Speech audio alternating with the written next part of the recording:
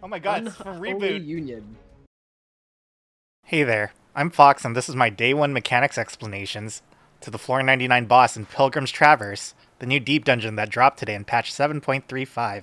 Some of this information might not be entirely accurate because its content is new, but I wanted to get this out ASAP to help anyone try to clear Floor 99 on their first attempt. They wanted to see what to expect beforehand. Keep in mind this boss changes for the quantum version of it, depending on what mats you offer up.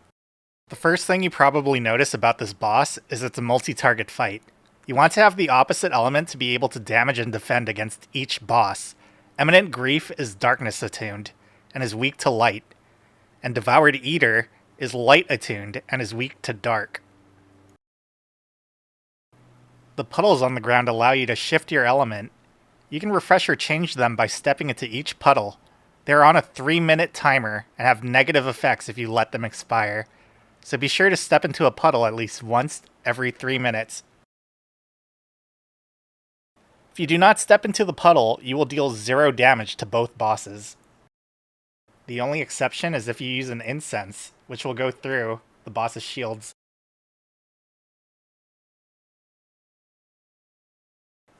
As far as my group could tell, the bosses won't wipe you for focusing one down, but they do get a stacking regen if one gets lower than the other, so it's good to split your party in half for who wants to focus what boss.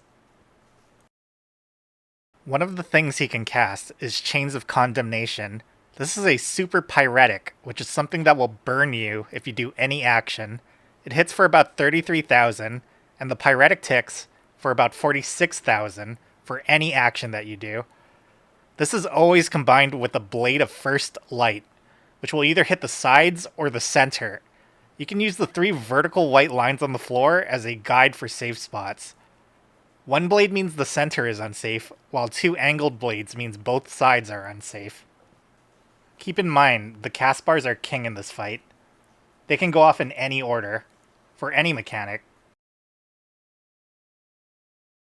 The other thing they can cast is Ball of Fire, which are baited circle AoEs. Try not to kill your group members by stacking together tight and moving as the cast bar finishes, but don't forget about the Blade of First Light, which is always cast around the same time.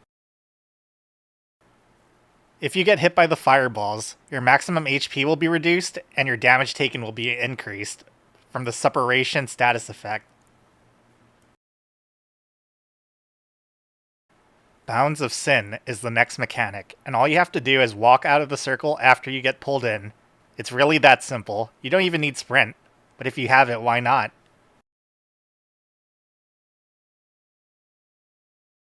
If you don't walk out of it, you will probably wipe or take massive damage plus a vuln stack.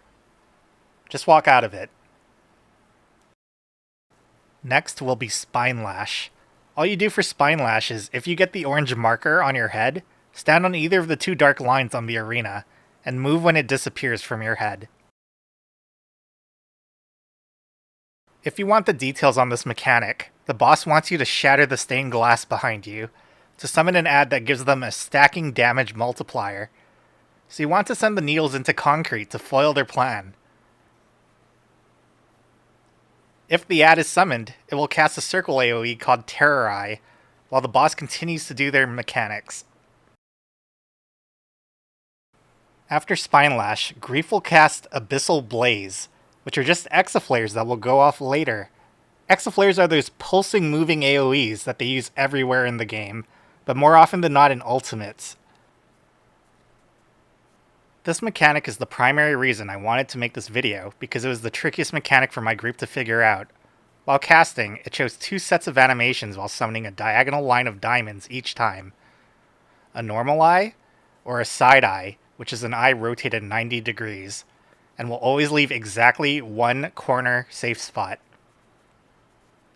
Normal eyes will send Exaflares north and south from the diamonds it summons, while side eyes will send them east and west. My method for figuring this out is just paying attention to the second eye shape. If it's a side eye, then your safe spot is on a south corner.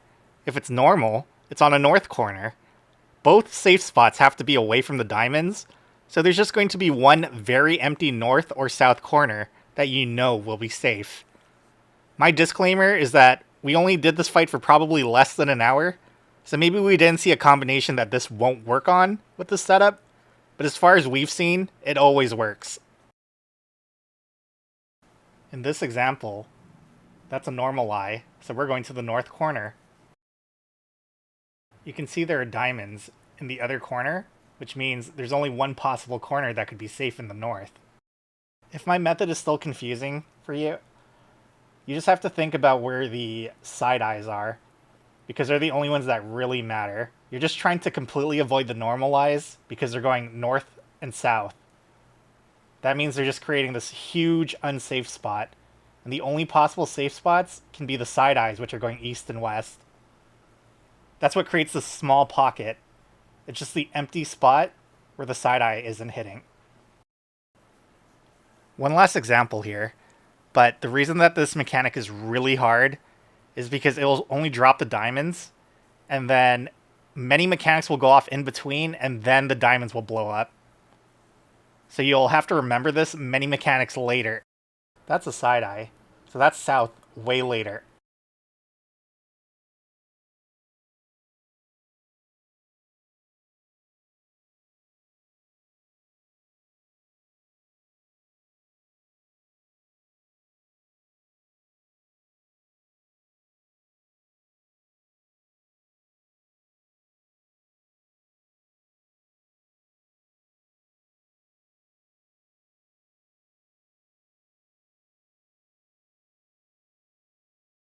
The last mechanic I will be going over is Drain Aether.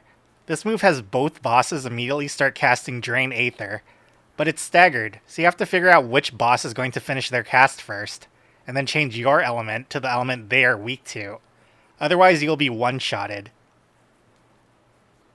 Just do not forget that the other boss will finish casting right after, so you will have to swap your color almost immediately after the first Drain Aether goes off, or you will be one-shotted.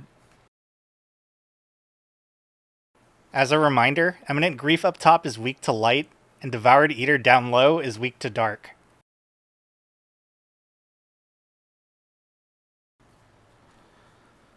I'm pretty sure I've covered everything that there is to cover in this fight. Please let me know if I missed something or something's wrong or something. And I have uploaded my clear of this on my channel if you want to see the full thing without all these cuts. Just be aware that these mechanics can happen in any order. Just look at the cast bars and stay calm, and you can easily beat this guy. I don't think there's an enrage as far as we know. I think our fight was like 14 minutes, and we didn't see anything. He didn't do anything differently. He was just looping forever. Good luck, guys.